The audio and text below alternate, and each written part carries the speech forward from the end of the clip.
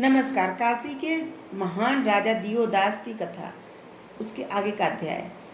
इतनी कथा सुनकर नारद जी ने कहा, हे पिता, अब आप मुझे यह बताइए कि जब 12 सूर्य अपना स्वरूप धारण करके काशी में रह गए तो उसके बाद क्या हुआ। ब्रह्मा जी बोले, हे पुत्र, जब सूर्य काशी में रह गए, शिव जी के पास लौट कर नहीं पहुँचे, उस समय शिव जी बहुत व्याकुल हो गए और इस प्रकार कहने लगे, सूर्य भी अब तक लौट कर नहीं आए।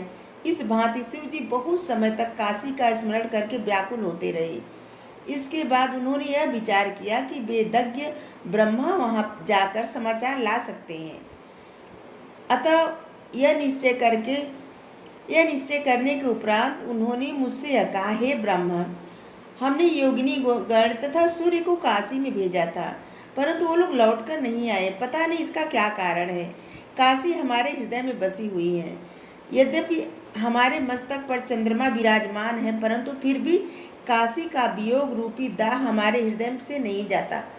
अतः अब तुम काशी में जाओ और वहां जाने से तुम्हें अत्यंत पुण्य प्राप्त होगा और हमारा भी शोक दूर होगा। हे नारद, शिव जी की आज्ञा पाकर मैं हंस पर चढ़कर काशीपुरी चल दिया। वहां पहुंचकर मैंने एक दुर्बल ब्राह्मण का रूप बनाया और राजा दियोदास के पास जा पहुंचा। राजा दियोदास मुझे देखते ही अपने आसन से उठकर खड़ा हुआ। उसके बाद उन्होंने मेरा बहुत स्वागत सम्मान करते हुए तथा उचित सत्कार करते हुए आसन पर बैठाते हुए पूछा, हे प्रभु, आपके आगमन का कारण क्या है? आप यहाँ क्यों आए हैं? उस समय मैंने राजा को यह उत्तर दिया, हे राजन, मैं तुम्हारी नगरी में बहुत दिनों से रहता हूँ और तुमको भली भांति जानता हूँ। तुम्हारे समान धर्मात्मा राजा संसार में कोई और नहीं है। तुम्हारी प्रजा, संतान, भाई, बंधु सब बहुत अच्छी तरह से हैं। हे नृप श्रेष्ठ, अच्छा, अब मैं तुम्हें अपने मन का कारण बताता हूँ। हे राजन, मेरे पास शुद्ध धन, देवता आदि सभी उपस्थित है, परंतु मैं तुम्हारी काशीपुरी में यज्ञ करना चाहता हूँ। तुम्हारी इस राजधानी से अधिक उत्तम तीर्थ अन्य कोई मुझे नहीं दिख रहा है। वेदों का भी यही कहना है कि काशी शिव जी का दूसरा स्वरूप है। हे राजन, तुम शिव जी की प्रसन्नता से काशी का पालन करते हो, इसीलिए तुम्हारे ऊपर किसी की कोई युक्ति नहीं चल पाती। तुम अन्य देवताओं को शिव जी के समान मत समझना। शिव जी सबसे श्रेष्ठ और सबका मनोरथ पूर्ण करने वाले हैं। हे राजन, जो ब्राह्मण पराये हित चिंतक होते हैं वह इसी प्रकार का उपदेश दिया करते हैं, इसलिए मैंने भी तुम्हें यह उपदेश दिया है। इन बातों पर ध्यान देने से तुम्हारी सभी मनोकामना पूर्ण होगी। अब तुम मुझे यज्ञ में सहायता प्रदान करो। हे नारद, इतना कहकर जब मैं चुप हो गया तब राजा ने हाथ जोड़कर मुझसे इस प्रकार कहा, हे ब्राह्मण, आप यहाँ आनंद पूर्वक यज्ञ करें और जिस वस्तु की इच्छा हो मुझसे मांग ले। मैं इस प्रकार से आपका सेवक हूँ तथा मेरे घर में जो कुछ सामग्री है वह सब आपके लिए ही है। वेद में प्रजा का पालन राजा का सबसे बड़ा धर्म है। जिस देश में प्रजा दुखी होती है वहाँ वज्र से भी अधिक प्रभाव रखने वाले तीक्ष्ण अग्नि उत्पन्न होती है। वह अग्नि सबको भस्म कर डालती है। हे विप्र, विप्र मतलब ब्राह्मण, मेरा यह नियम है कि मैं सभी ब्राह्मणों का चरण सेवक हूँ। उन्हीं की कृपा से मेरे संपूर्ण मनोरथ पूर्ण होंगे। जब मुझे स्नान करने की इच्छा होती है तब मैं ब्राह्मण के चरण धोकर उस जल को अपने शरीर पर डाल लेता हूँ। जब मैं ब्रह्म भोज करता हूँ उस समय 100 यज्ञों से कम नहीं समझता। मेरी रात दिन यही अभिलाषा बनी रहती है कि कोई अतिथि मेरे घर पधारे और मुझे अपनी सेवा का अवसर प्रदान करे। अतः आप प्रसन्नतापूर्वक यहाँ यज्ञ कीजिए, मैं आपकी सभी प्रकार से सेवा करूँगा। हे नारद, इतना सुनकर मैं प्रसन्न होकर हरिशर नामक स्थान पर जा पहुँचा। वहाँ मैंने राजा दियोदास की सहायता से 10 अश्वमेध यज्ञ किए। तब से वह स्थान दशाश्वमेध तीर्थ के नाम से प्रसिद्ध हुआ। गंगा के समीप होने के कारण वह स्थान और अधिक पवित्र माना गया है। इसके बाद मैंने वहाँ शिवलिंग की स्थापना की और स्वयं भी वहीं स्थित हो गया। अतः मैंने अनेक प्रयत्न किए, परंतु उस राजा में किसी भी प्रकार का दोष निकालने में मुझे सफलता नहीं मिली। अतः काशी को सर्वगुण संपन्न जानकर मैंने शिव जी के पास लौटना उचित नहीं समझा, तथा मैंने शिव जी की अवज्ञा की ही थी, तो मुझे इसलिए भय नहीं था। अतः मैंने शिव जी की अवज्ञा की थी तो भी मुझे इसलिए भय नहीं था, क्योंकि मैं यह जानता था कि जो व्यक्ति काशी का सेवन करता है उसके ऊपर शिव जी कभी क्रोध नहीं करते। वहाँ शिव जी के भक्त स्वच्छंद विचरण करते हैं। बड़े बड़े पापियों के पाप भी काशी में आकर नष्ट हो जाते हैं। वहाँ अन्य किसी देवता की आज्ञा नहीं चलती।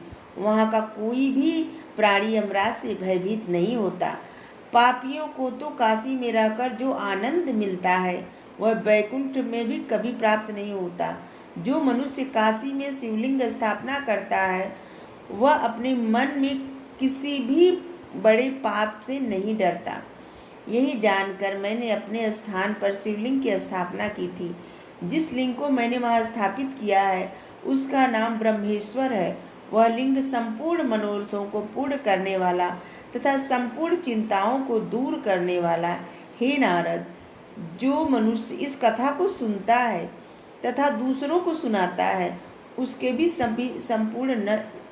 सभी नमस्कार। इतनी कथा सुनकर नारद जी ने कहा, हे ब्राह्मण, जब आप भी काशीपुरी में स्थित हो गए तब भगवान शिव ने क्या किया, यह वृत्तांत मुझे आप अच्छे से सुनाइए, कृपा करके सुनाइए। ब्रह्मा जी बोले, हे नारद, शिव जी निर्गुण ब्रह्म होते हुए भी अपने भक्तों की प्रसन्नता के निमित्त मनुष्य के समान लीला चरित्र भी किया करते हैं। अब मेरे आने से अधिक विलंब हुआ, जब मेरे आने में अधिक विलंब हुआ, अत्यंत चिंतित होकर विलाप करने लगे। शिव जी बहुत चिंतित हो गए और रोने लगे। काशीपुरी को याद करके उनके नेत्रों से आंसू वह निकलने लगे और इस प्रकार वह कहने लगे, यह कैसा आश्चर्य है, जिसे भी हम काशी भेजते हैं वो वहीं रह जाता है।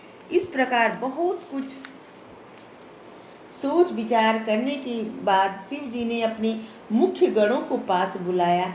हे नारद, उस गणों में कुछ के नाम इस प्रकार हैं: शंकुकर्ण, महाकाल, घंटाकर्ण, महोदर, सोमनंद, नंदसेन, सूरदर्भ, चंडकेश, बिंदक, छाग, कपर्दी, पिंगलाक्ष, वीरभद्र, किरात, चतुरत्न, निकुंज, तेजाज्ञ, भारभूत, लांगल, सुखादि, दुखादि आदि। ये गण शिव जी को अत्यंत प्रिय हैं। जब ये लोग आ गए तब शिव जी ने इन सब को आज्ञा दी कि तुम सब काशी में जाकर हमारे कार्य को सिद्ध करो। इस प्रकार स्वच्छ स्कंद, गणपति, शाक, बैशाख, नैगमेयी, नंदी तथा भृंगी प्रिय है, उसी प्रकार तुम सब भी मुझे अत्यंत प्रिय हो। तुम्हें देखकर काल भी भयभीत हो जाता है। तुम सब कार्य करने में अत्यंत कुशल हो। अतः काशी में जाकर शीघ्र ही हमारा काम बनाओ। देखो, तुमसे पूर्व योगिनियाँ, सूर्य तथा ब्रह्मा जी को भी हमने काशी भेजा, परंतु कोई भी लौट कर नहीं आया, न तो कुछ समाचार दिया। स्वयं वो लोग वहीं पर स्थित हो गए। इसलिए तुम वहां पहुंचकर बहुत सावधानी से कार्य करना और हमारी आज्ञा का भली भांति पालन करना। सबसे पहले तुम में से जो 2 गण काशी जाएं, वहां का समाचार लेकर लौटे, इसके बाद आवश्यकता अनुसार लोग जाएं।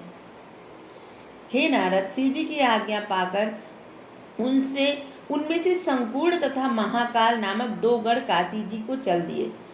इंद्रजाल की माया से गुप्त होकर वे दोनों शीघ्र ही काशी में जा पहुँचे, परंतु जिस समय वे वहां पहुँचे उस पुरी की शोभा को देखकर उनका भी मन लौटने का न हुआ। फलस्वरूप सूर्य आदि की भांति वो भी वहीं रह गए। उन्होंने भी वहां शिवलिंग की स्थापना की। शिव जी की अवज्ञा करने का पाप काशी निवास करने के कारण उन्हें भी नहीं लगा। हे नारद, यह बात तो यह है कि जो लोग एक बार काशी को जाते फिर वहां काशी को छोड़ने की उनकी इच्छा नहीं होती। वे मानो वहीं हाथ आए और मुक्ति को त्याग देते हैं। अतः उन गणों को न लौटते हुए देखकर शिव जी ने 2 गण और भेजे, परंतु वो भी पहले गणों की भांति शिवलिंग की स्थापना करके काशी में ही रह गए, लौटकर शिव जी के पास नहीं गए। उस समय शिव जी को अत्यंत चिंता हुई। वे नारद और अद्भुत गति को देखकर, हे नारद, इस अद्भुत गति को देखकर शिव जी ने चिंता करते हुए कहा कि जिसको भी हम भेज रहे हैं कोई भी वापस नहीं आ रहा है, ये सब हो क्या रहा है। अपने मन में विचार किए, काशी परम मनोहर है और वहाँ फिर शिव जी ने सोचा कि काशी बहुत खूबसूरत है, वहाँ जो भी जाता है लौटकर नहीं आता। अब मैं भली बात जान गया हूँ कि जिसे भी काशी भेजा जाएगा वह वहीं स्थित हो जाएगा, तो भी मैं उन गणों को भेजने में नहीं चूकूंगा और भी गणों को भेजूंगा जरूर, क्योंकि चंद्रमा और सूर्य लगने पर भी अपने कार्य को नहीं छोड़ते। पूर्व जन्म के कार्यों को इस जन्म में संस्कार कहकर पुकारा जाता है, अतः उस संस्कार को दूर करने के लिए उपाय करना ही श्रेष्ठ होता है। संस्कार के बल से भोजन बनाने आदि के सब उपकरण उपस्थित हो सकते हैं, भोजन भी तैयार होकर आ सकता है, परंतु जब तक उपाय द्वारा उसे हाथ के आश्रय से मुंह में नहीं डाला जाता तब तक क्षुधा की निवृत्ति नहीं होती। इसलिए प्रत्येक व्यक्ति को उचित है कि वह उपाय से अपना मुंह कभी न मोड़े। शिव जी ने कहा, सभी को भेजे, कोई भी वापस लौट के नहीं आया, फिर भी मैं भेजूंगा उन गणों को जो बाकी हैं, क्योंकि मैं उपाय हमेशा करता रहूंगा। शिव जी ने सोचा।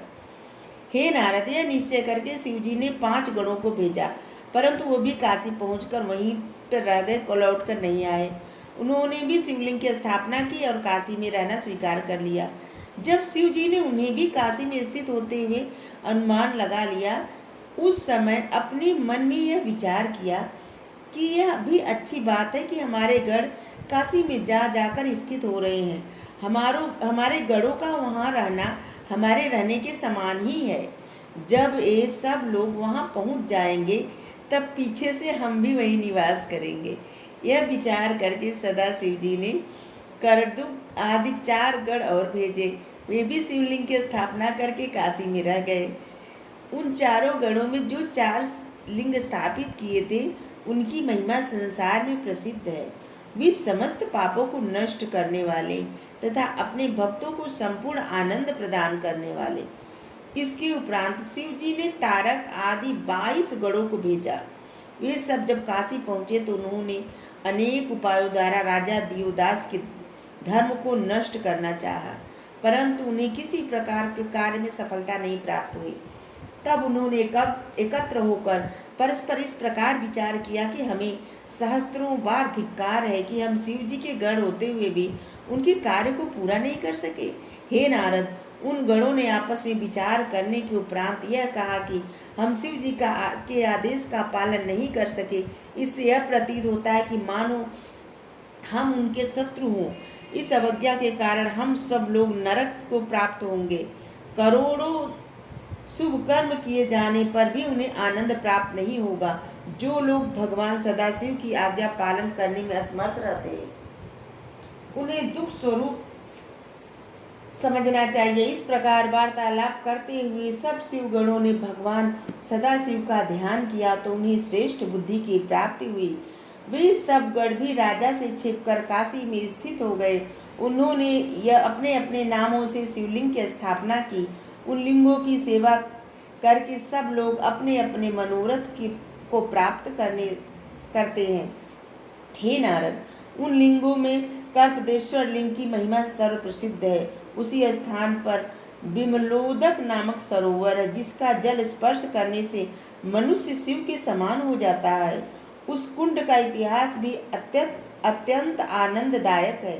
संक्षेप में वह इतिहास इस प्रकार है कि त्रेता युग में एक वाल्मीकि नामक व्यक्ति परम शैव और जितेंद्रिय थे। वे प्रतिदिन उसी कुंड में स्नान करते और उसी के तट पर बैठकर तपस्या करते थे। एक दिन उन्होंने एक भयानक पिशाच को देखा। ऋषि ने उसे दुखी देखकर दुख का कारण पूछा। इसके बाद उसे कुंड के भीतर ले जाकर शिवलिंग के दर्शन कराया और उसी स्नान भी कराया। फिर उसके संपूर्ण शरीर में उन्होंने भस्म भी लगा दी। इस सब क्रियाओं के कारण वह पिशाच पाप मुक्त हो सुंदर शरीर धारण कर शिवपुरी को चला गया। उसी समय से उस कुंड का नाम पिशाच मोचन भी प्रसिद्ध हुआ। वहाँ एक शिव भक्त को भोजन कराने में 1 करोड़ ब्रह्म भोज का फल प्राप्त होता है। इस कर्देश्वर शिवलिंग के अतिरिक्त अन्य गणों द्वारा स्थापित किए हुए लिंग भी वहाँ पर अत्यंत प्रतिष्ठित है। उन सब की सेवा भी आनंद प्रदान करने वाली है। जो लोग उन शिवलिंगों की पूजा करते हैं वे अपने संपूर्ण मनोरथों को प्राप्त करते हैं। हे नारद, जो लोग इस कथा को सुनते हैं तथा पढ़ते हैं उन्हें कभी दुख प्राप्त नहीं होता और